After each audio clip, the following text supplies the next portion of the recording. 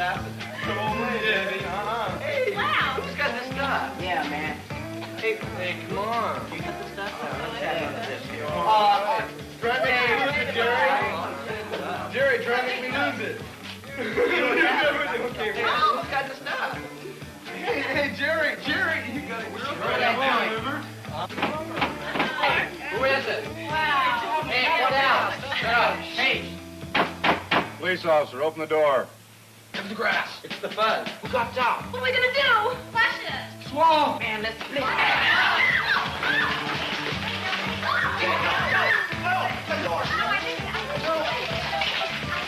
Inside, everybody. Come on, sit down.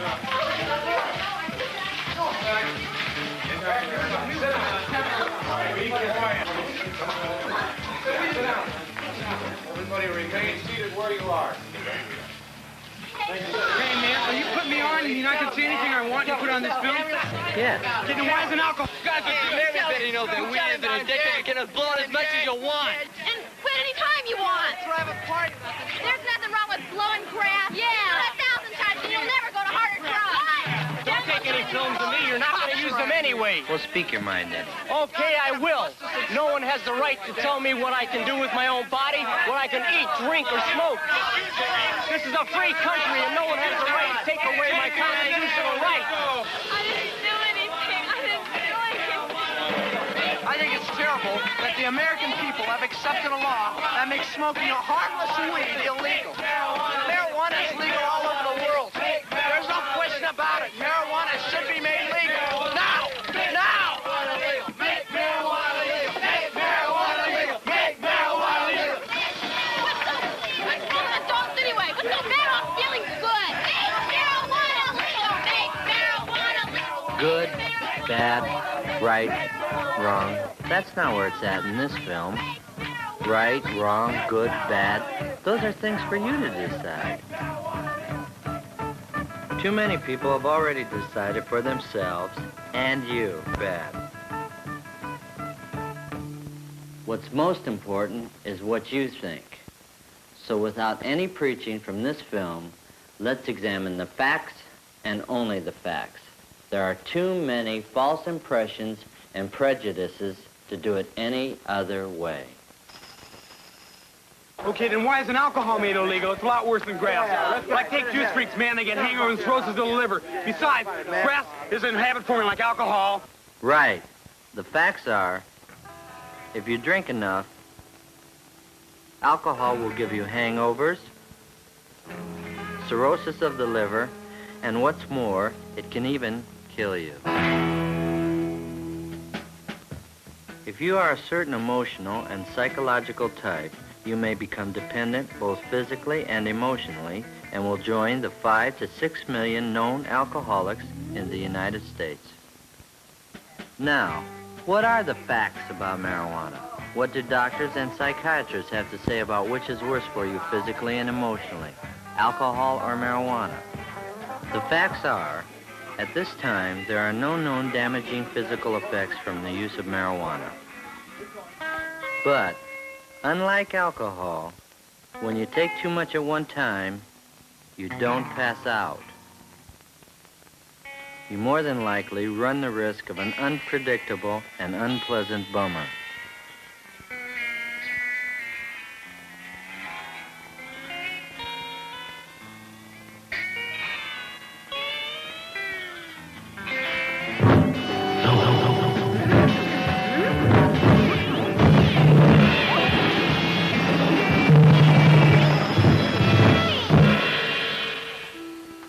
The occasional drink before dinner by adults, like the occasional use of marijuana, does not necessarily lead to an emotional dependency in the stable, mature personality. Sure, go ahead. Great olive, yeah. You like that, I'm glad. Got good olives. Well, that's smart. However, teenage is not a time of great maturity and stability for most teenagers. The pressures of school, parents, finding your own identity and self-confidence, set you up for a drug dependency that could just as well be alcohol, if you preferred that to grass.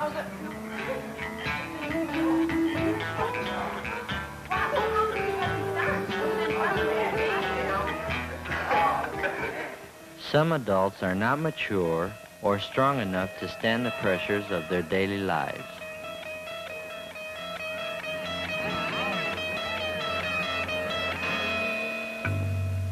These adults can become just as emotionally dependent on marijuana as on alcohol, whichever is more socially acceptable and easier to get. Even when the alcoholic is physically withdrawn from his body's need for alcohol, he always goes back to it until he learns how to handle his problems.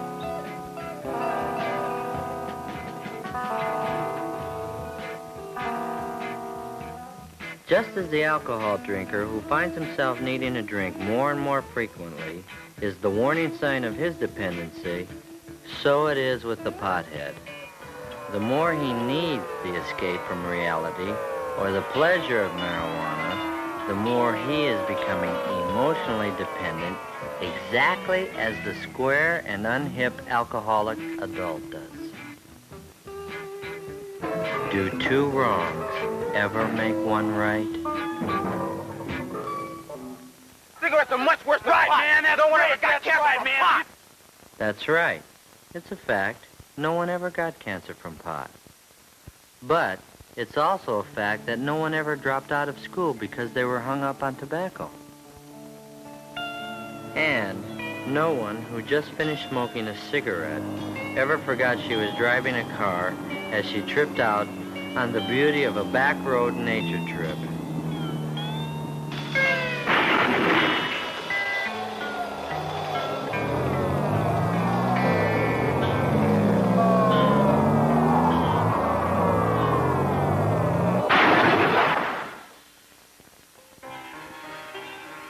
And no cigarette pusher ever tried to turn you onto hard drugs or the needle.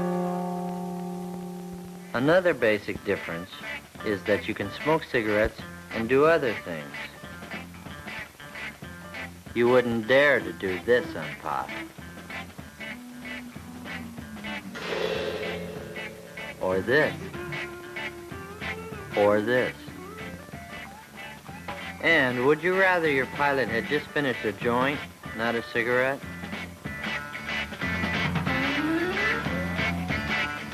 Or your surgeon operating on your heart? Your attorney pleading your case? Your sergeant?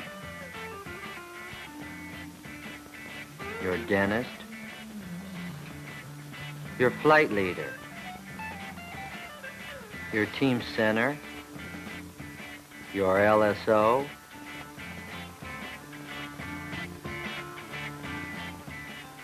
Your school bus driver? Your country's astronauts?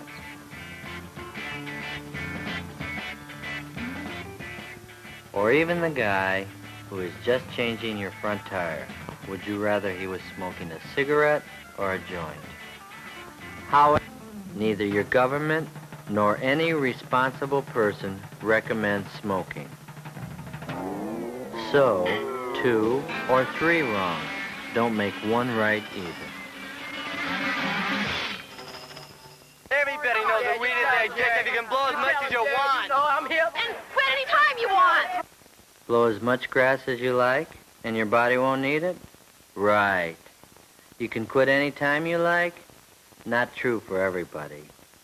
And that's the problem. The World Health Organization of the United Nations, with its leading medical and psychiatric experts from over 100 member nations, has this to say about marijuana being habit-forming without one dissenting vote.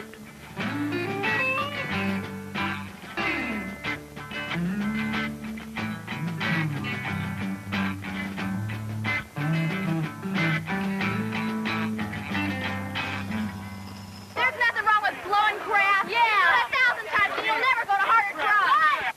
That may be true for the great majority who smoke pot, But it's not true for the many thousands who have gone on to acid, amphetamines, barbiturates, and end up on heroin. However, it is not a fact that practically everyone on grass turns into a flaky drug addict. That's just not true. Every informed person knows this. What is true may be discovered in this Narcotics Rehabilitation Center in some of the group therapy sessions, where we will learn what former drug addicts have to say about marijuana turning them onto hard drugs. How many of you started on pot before you started heroin? I did. I did too. I did too. I did. So did I. I did. I did. Me too. Me too. I did. I did. So did I. I did. That means all of you have used marijuana then. Yeah. I was 11 when I first started using I was it. about 19. I think it's kind of hard to deal marijuana because it's so bulky, you know, and you have to go through the trouble of chopping it up and cleaning it. I think it's much easier to deal heroin, you know, than marijuana. Really, because, you know, all that bulk and everything, it's much easier just to have a small bag of balloon that you can carry, and then you can cut that up and get a lot more money for it. You know, and all the trouble you have to go through with it, you know, like cutting it up, especially if you get a kilo, you know, you have to cut it up, then you have to clean it, you know, and then you have to roll it and box it, you know, and can it. You know, it's just a really big hassle behind it, you know. That's why I think the dealers go on to dealing heroin and then get us to buying heroin. I think if you smoke marijuana or take pills or get loaded in any way at all, that you will be accepted into the dope world and eventually you will have contact with this environment. I definitely think that if you get loaded on marijuana, you are subjected to the environment and it does become readily available to you. That's the way it is, man. You know, when you're around a crowd and you're all smoking weed and then they start using some other drug and you go right ahead along with them and you end up using it and get higher and then the weed isn't good enough anymore. And then you turn on to heroin too. Most of you started smoking marijuana when you were introduced to narcotics.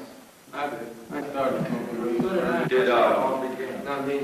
For me it was, but I wanted a different high, you know, and weed wasn't good enough, and I heard that heroin and stimulants, crystals, were a better high, and that's why I went to them, you know. Yeah, I'm the same way. A lot of people started that way. Speaking for myself, I did. I started on weed, got burned out, and I needed something stronger, so I went to heroin. Smoking weed, you know, because I was running away. I like marijuana, I just couldn't handle it myself. I was looking for something else. I myself think really the real reason I started smoking marijuana, man, because usually I was one of the younger dudes from my neighborhood. I wanted to be accepted. I was weak, scared, and from this it led to heroin, and it's just been an endless time of going to jail back and forth, man. I don't like it, and I hope nobody else will use this, not because of the fact that it's bad itself, but what it leads to, man. This is the way I feel. Well, I can only speak for myself, but I imagine some of the other dudes in here feel the same way I do about it, that some people are addictive prone to it. I mean, like myself, I can't handle it because, I mean, this is just the way I am. I use it for an escape. I did it before I came in here. I hope when I go out that I've changed, in which I feel that I have, but I'm a small minority of people that we can't handle anything, you know, like my alcohol, I can't handle that. I couldn't handle heroin. I mean, weed because I needed something stronger to escape or anything else like that. And there's more people like me that I feel, you know. And I imagine some of the other dudes in here could go along with that. You couldn't handle liquor either. No. Yeah, it's a personality thing where there's a lot of people that can go out there. These are the files of the Research and Statistics Office of this Narcotics Rehabilitation Center. It's like out of 100 drawers, 95 of them are filled with file folders of people who have started on marijuana. The rest started on glue, pills, alcohol, and a few on heroin itself. A more accurate percentage is 78% of the inmates started on marijuana. However, what the computer doesn't say is, there's certain kind of people that will avoid taking care of business and will turn to grass when they get hung up and forget about everything else they're supposed to do when they're behind grass. Marijuana doesn't, it's not addictive, but by using it, you don't do the things that you should do. For instance, like in school, you try to do the things that you have to do in school, but your mind is it's not all there, you understand? Nobody can tell me what to do with my own body, what I can eat, drink, or smoke. This is a free country, and nobody has the right to take away my constitutional rights. that could be a fact if you were the only one affected by what you do. But the Constitution and the laws that came out of it were designed to protect the individual and the group from irresponsible individuals, which is why there are speeding laws, building safety laws, pure food laws, pure drug laws, laws to protect your money, laws to protect children, laws to protect the aged, and even a law to protect you from taking your own life.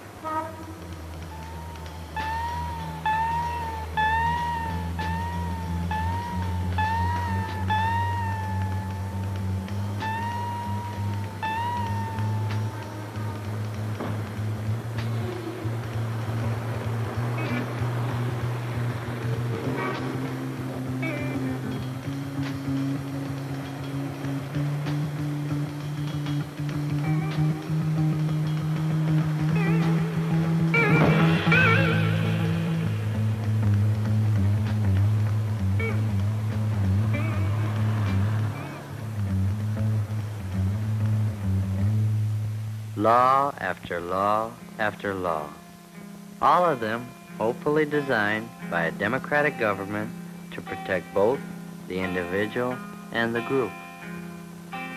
From aspirin to the latest vaccines, the manufacture and control of all drugs is government supervised.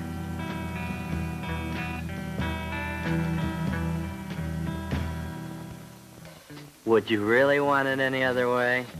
Like without government supervision?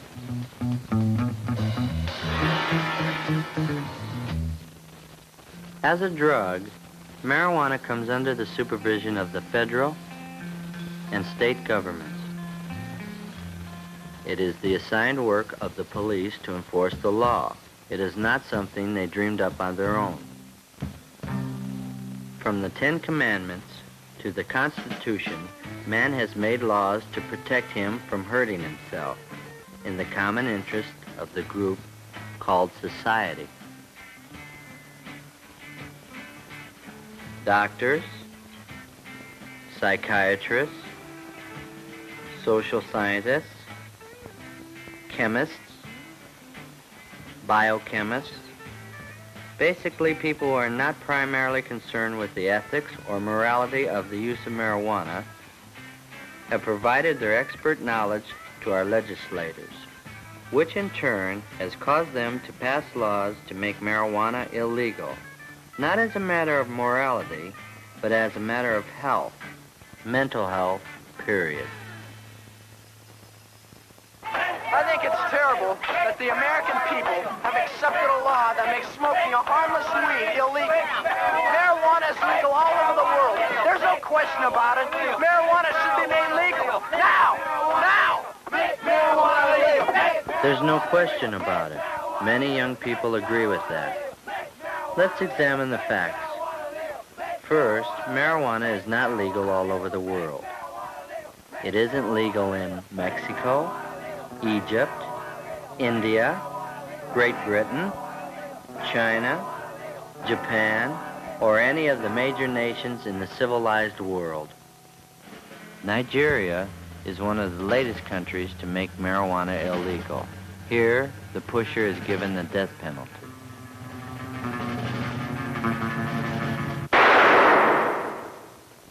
Though each year more and more teenagers commit crimes while up on grass, this is not the major problem.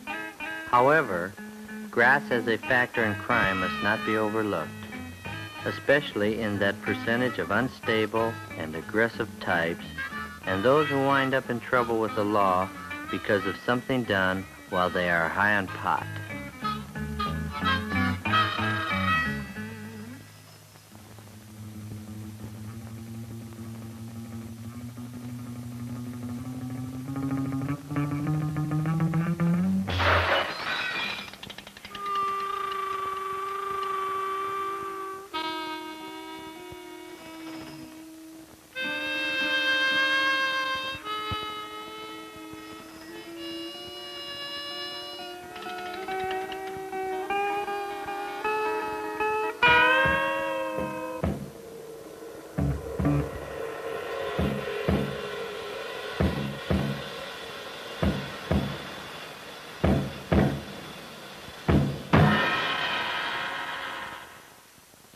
Too many average and decent teenagers smoke pot without committing crimes, except for the illegality of the sale, possession, or the use of it. So, why not make it legal? Why not bring it out in the open and make it legal in America? It's just that there are too many unstable people in America who would become emotionally dependent on marijuana and end up as non-functioning weed heads.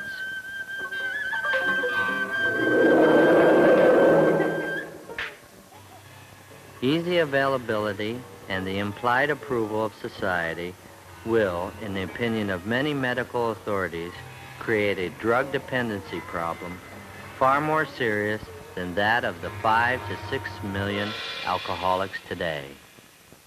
If the acknowledged effect of marijuana is much greater than alcohol, it becomes easy to see why the emotionally unstable and immature may turn to marijuana in even greater numbers than to alcohol, and eventually go to more dangerous drugs in the form of LSD, pills, and heroin. Who, me? Who, me? Who, me? Who, me? It's possible. And that's the problem. You can never tell who is so stable and so emotionally secure that they will not become dependent on marijuana or other drugs for pleasure and full-time escape. What's the matter? I'm feeling good. Nothing, baby. Nothing.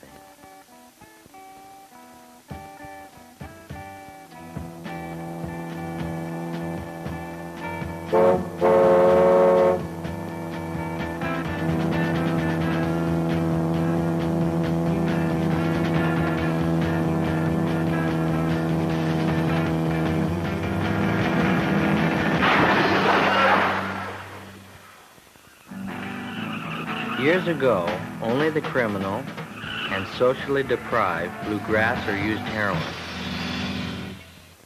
Today, the nicest people may be on grass. Why is that a fact? I took it on a dare. But only kids take dares. I dare ya. Come on. Jump. Jump. I dare ya. Jump. Come on, jump. Jump. I did it. Jump. Jump. Jump.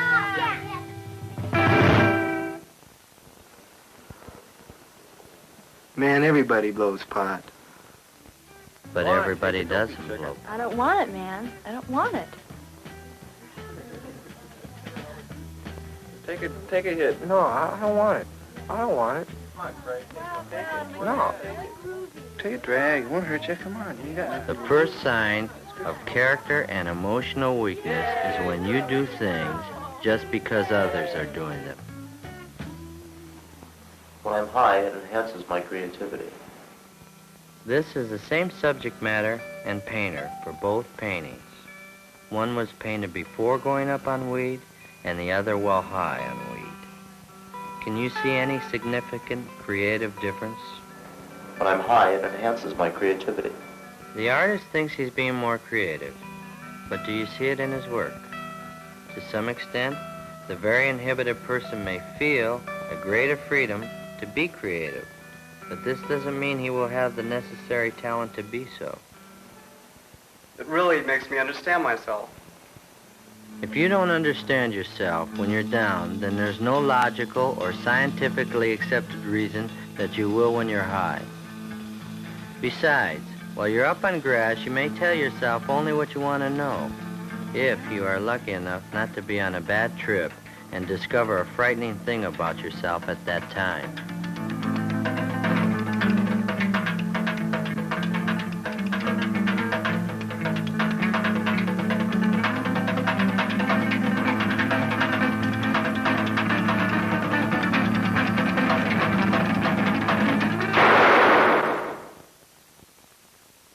Let's face it, the reasons we've heard for blowing grass up to now are like an iceberg. What about the underlying reasons that are like the 90% of the iceberg you never see? The reasons below the surface that makes teenagers get so hung up on marijuana in spite of what their parents say and in spite of the big risk of being busted. The world stinks. Adults keep making wars. Next war will probably kill everybody on Earth, including me. Parents are hypocrites. They tell us one thing, but then they do another. Why don't they practice what they preach? Why are adults so hung up with making money? That's all they think about. School's a real bummer. Dull teachers, dull subjects. I just can't wait to get out. Why can't we dress the way we want in school? Sure, we're old enough to be drafted, but we're not old enough to vote. Why are they always treating us like children? Adults never have time to listen to us. And when they do, they just don't think what we're saying. If adults like to make war so much, why don't they go and fight in them? I'm better educated than either of my parents, but they don't listen to me. How can I plan for the future with the draft waiting for me? Why don't you come back some other time when everything is all right with us? And in the meantime, I'll do what I want to do here, and you do what you want to do where you live. Dig? Why shouldn't I smoke grass? Why shouldn't I live now and have all the fun I can? If I don't get killed in the war or by the big bomb, all I can look forward to is making money like my father, and I know he isn't happy. You know, sometimes I think it's like a war. Everyone over 30 is the enemy. Over 30? Over 25. Obviously, these are things that bug a lot of the young people. But this time, rather than hear from the establishment, who run newspapers, radio, television, book and magazine publishing companies, political parties, and schools, let's hear from those other teenagers who aren't smoking pot. Not all teenagers are on grass. I'm not, and my close friends aren't. Every time someone wants to turn me on to pot, they tell me I'll discover myself. Well, I don't need that kind of crutch. Besides, I've never seen any potheads come up with any kinds of answers that help them cope with the kind of problems they have, or I have. I think the teenagers of today are very idealistic, but we don't have definite ways of showing it. We're not old enough to vote, and older people are always telling us what to do. You can't blame us too much for fighting back. But I don't think taking drugs is fighting back. The most you can say for it is it's a sign of rebellion. But what we rebel about isn't changed one bit by getting high on marijuana. Back down, nothing's changed. I think that parents have done the best they can.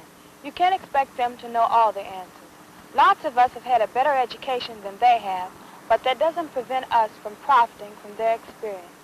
I think you've got to be real immature to get hung up on pot.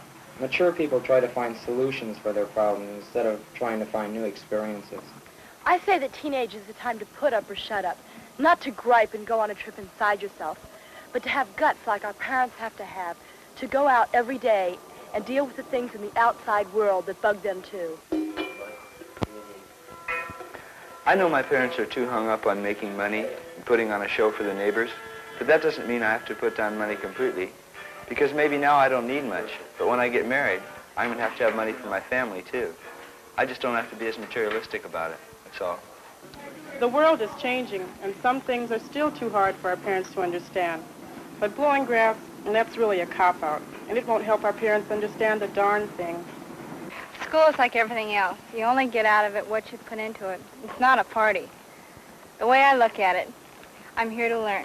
Even if some of the subjects or the teachers aren't the greatest, I've got to make the best of it. I'm here for an education, and everything extra is just gravy.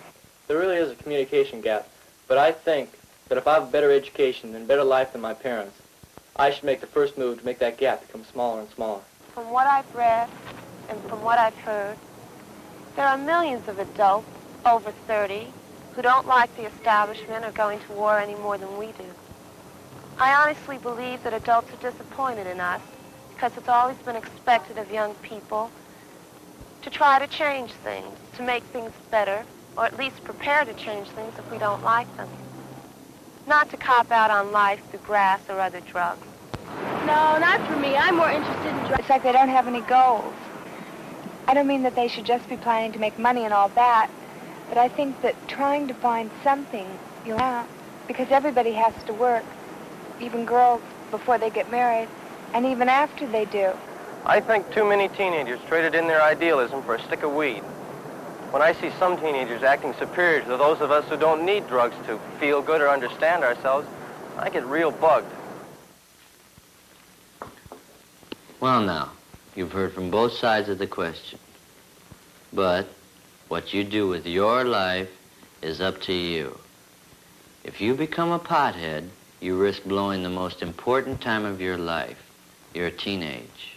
That unreal time for you to grow up and to prepare for being an adult that can handle problems and make something meaningful out of life.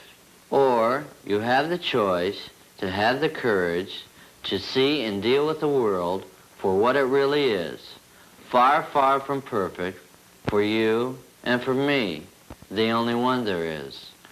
While it's true that some of you will actually go to the moon and perhaps other planets, it's also true that in a few short years, this world will be your establishment, and what you do or don't do about it will be your scene. You're the generation with the brain power and the opportunity than any other generation in history. Let's hope that your teenage children don't have too much criticism about what you did or didn't do because you were on pot.